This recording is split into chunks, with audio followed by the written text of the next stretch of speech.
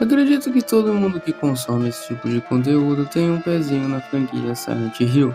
dada a maneira como a narrativa sobre a cidade misteriosa e cheia de neblina foi construída. Chegando em 1999 ao PlayStation, o primeiro título estabeleceu um novo parâmetro para jogos de terror na época, e até hoje pode ser considerado o pai da estética dos jogos de terror low poly. O segundo título da franquia também conseguiu se apresentar como revolucionário, adicionando uma série de novos elementos, principalmente no quesito de narrativa, estabelecendo coisas que passaram a ser a base de Silent Hill como um todo. Apesar de todos os sucessos conquistados no começo da franquia, ela logo começou a decair na opinião geral, com o terceiro título não sendo bem recebido e o quarto gerando uma divisão tão grande entre os fãs a ponto da própria Konami demandar a equipe responsável pelos jogos, no caso sendo a Team Silent, optando por delegar aos ocidentais os novos rumos da franquia. Recentemente saiu o tal Silent Hill The Short Message, que causou uma divisão novamente entre as pessoas que acompanham a série e produzem conteúdo. Inclusive, se você pesquisar The Short Message no YouTube, junto de Silent Hill, você irá encontrar diversos canais que a apoiam e que são contra a nova narrativa. Por um tempo nós tivemos apenas informações sobre o futuro da série e uma produção série interativa de cunho extremamente duvidoso, que logo todo mundo já esqueceu, levantando a questão o que está acontecendo com Silent Hill e por que é simplesmente tão difícil produzir algo que seja agradável aos fãs, visto que nem mesmo o remake do segundo jogo aparenta estar animando o pessoal. Os trailers revelados, a postura aparente do relacionamento entre Konami e Bloober Team e o histórico da desenvolvedora de produzir títulos de terror genéricos tem deixado todo mundo meio pensativo sobre o que pode sair de Silent Hill como um todo, visto que as novas mídias aparentam não estar se comunicando muito bem com os fãs que a série tinha, e também não tem conseguido atrair novos fãs como um todo. É importante deixar claro que ao analisarmos as coisas de modo racional, percebemos que The Short Message não é um Silent Hill em essência, e é muito questionável como o jogo em si, fato que podemos analisar pela postura da empresa de deixar ele gratuito na PSN.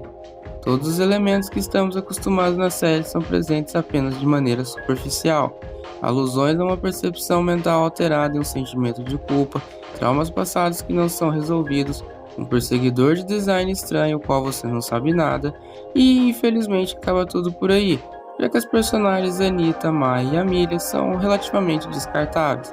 compostas de clichês e aversas a qualquer sentimento que não seja diferença, sendo muito difícil se interar e se comunicar com qualquer uma delas. O jogo tenta retratar depressão, suicídio e temas mais pesados, porém se apoia na coisa mais insuportável possível para fazer isso: adolescentes meio que palhaços.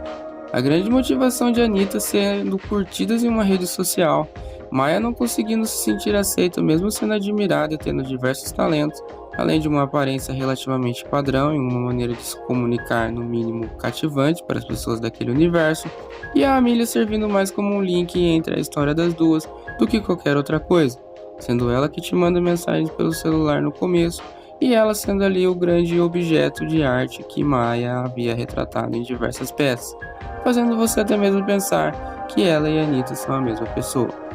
O jogo se vale de diversas mensagens de estilo PSA, que são aquelas mensagens de serviço público para conscientização, deixando claro que a audiência específica eles estão tentando se comunicar, algo que dentro de Silent Hill é meio que impensável se a gente for parar para analisar. De um pai procurando a sua filha no primeiro jogo, um homem à beira da loucura por ter basicamente aplicado uma eutanásia na sua esposa no segundo título, um ex-soldado de guerra em teoria no caso do Homecoming, e um homem que foi preso apenas para se vingar no caso do Downpour. E o meu favorito, o do Silent Hill 4, que o vilão acha que a mãe dele é um quarto, literalmente um quarto. Todos esses personagens dividem o mesmo drama com uma pessoa que está mal porque não teve a DM cheia de mensagens. Trouxe esse conteúdo basicamente para chegarmos à resposta da minha própria pergunta. Silent Hill é refém da qualidade e padrão que os primeiros títulos estabeleceram, sendo a cidade um elemento crucial de gameplay e de roteiro, tudo girando em torno dela. Nenhum título deixa claro exatamente se Silent Hill possui poderes ou se tudo aquilo vem da cabeça dos personagens. Alguns títulos alinham um culto, deixando claro que a cidade realmente possui poderes derivados de algum deus e de alguma entidade antiga, enquanto outros jogos alinham-se apenas a uma despercepção da realidade por meio do personagem. Alguns jogos tentaram até mesmo se passar fora da cidade, como é o caso de Silent Hill 3, o Silent Hill 4, que se passa em momentos da vida de Walter Sullivan, o Homecoming, que se passa em uma outra cidade, e o Downpour, que começa numa prisão. A sombra de Silent Hills a todo momento deixa a marca do e si nas pessoas, que não aceitam que tudo foi cancelado, e a própria dificuldade de produzir um título de terror hoje em dia, fazendo com que tudo tenha que ser ou minimalista ou focado em clichês já estabelecidos. E aqui você pode fazer simplesmente um exercício pessoal de quantos jogos de terror focam em fugir de algum perseguidor incansável que não pode ser derrotado. Ao entrarmos no território de Silent Hills, entramos em uma mídia que relativamente foi explorada ao máximo nos últimos anos, com diversos questionamentos das pessoas sobre como ela seria e se ela seria um Silent Hill de forma a honrar tudo que a série já havia produzido. Muitos defendem que o envolvimento de Kojima não seria benéfico como parece, visto que ele nunca tinha trabalhado com Silent Hill antes, a sua direção ser muito voltada para filmes e ele ter chamado grandes estrelas para ajudar, como Guillermo del Toro, Norman Reedus para atuar como protagonista e o desenhista Junji Ito, que cria umas obras bem bizarras para dizer o mínimo. Já outras pessoas defendem que a presença de todos esses nomes faria de Silent Hills a produção que reviveria a série de uma maneira definitiva, e que o impacto da demo PT foi tão grande que diversos jogos se inspiraram nele, como o próprio Silent Hill The Short Message e antes a demo The Kitchen do Resident Evil 7. É interessante a gente notar que o Kojima realmente produziu muitas obras, além de Metal Gear, que trazem um aspecto diferente para a aventura e para videogame em geral, como é o caso do jogo Policenauts, que nunca chegou de forma oficial ao ocidente.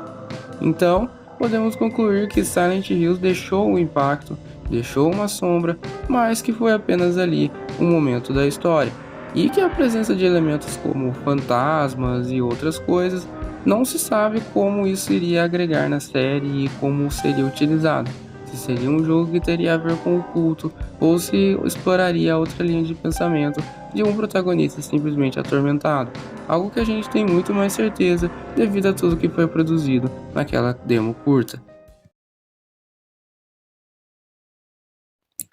No geral, é difícil dizer como utilizar Silent Hill da maneira correta. É possível que a série simplesmente tenha chegado a um nível onde não é mais possível produzir algo que honra o que já foi feito, deixando apenas a opção de criar uma IP de terror onde ela não seja presa a esses conceitos. Se The Short Message não tivesse Silent Hill, ele seria tão relevante como qualquer jogo de terror estilo Walking Simulator, como Soma ou Slender The Eight Pages. Jogos que sua única preocupação é fugir de uma ameaça, resolver alguns enigmas e compreender o que está acontecendo por meio de arquivos encontrados no jogo. Mas ter o nome significa ter o peso, e isso é algo que precisa ser considerado na produção de um título. A indústria dos games pela primeira vez está chegando em um momento de limitação. As franquias do passado precisam de inovação, com muitas seguindo a mesma fórmula há quase 40 anos, e o excesso de opções faz com que um título ruim não seja sequer tolerado. Quis o destino que a Konami fosse a primeira empresa a enfrentar este dilema, incapaz de produzir novos títulos com o mesmo brilho dos antigos, e a gente pode falar muito bem de Metal Gear. A escolha acaba sendo entre tentar de novo ou simplesmente esquecer do que já foi construído. Para a franquia de Stealth, aparenta nítido que a segunda opção terá mais efeito, já que parece muito arriscado tentar um título novo sem as visões de Hideo Kojima. Para Silent Hill, estamos vendo a história ser escrita. De tudo que foi anunciado, 2 conteúdos ficaram disponíveis e não se provaram, restando apenas esperar o que será do resto que foi prometido.